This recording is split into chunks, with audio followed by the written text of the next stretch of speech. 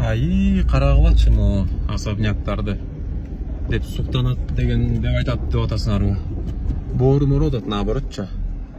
Ушуну мисалы үчүн баштап коюп бүтө албай Россияга, башка чет мамлекетте же Кудай сактасын кредит алып төлөй албай кыйналып жүрүшү мүмкүн да.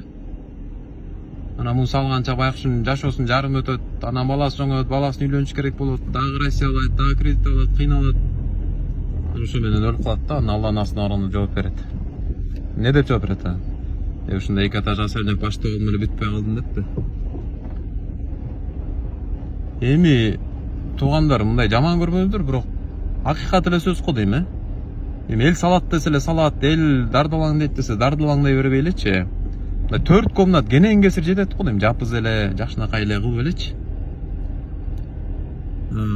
Бир комнатын өзүңүздүн спальный, 2 комнат бала кыздар чоңоюп калса, 1 комнат эркектер, 1 комнат кыздар болот. Бир комнатта кухня, залды бир эле чоң эле кылып койсо жакшы эле болот да.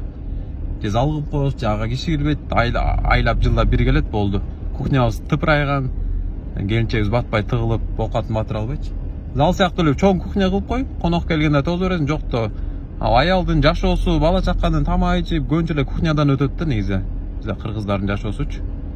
4 комнат кенен кесир жетет да, кенен кесирчи.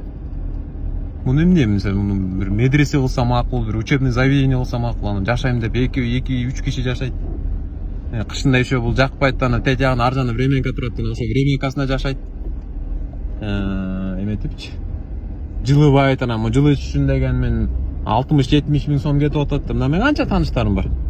Кыйналып башка жакка көчүп кетишет. Канчасы сатып атат, кыйналып жашай албай болбойт экен мындай чоң үй депчи. Салып алган. Аяктың кыргыздар.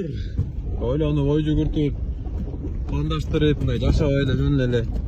Эл кылат десе эле кыла бергенди билесиз. Эл кылат десе эле кыла беребиз да.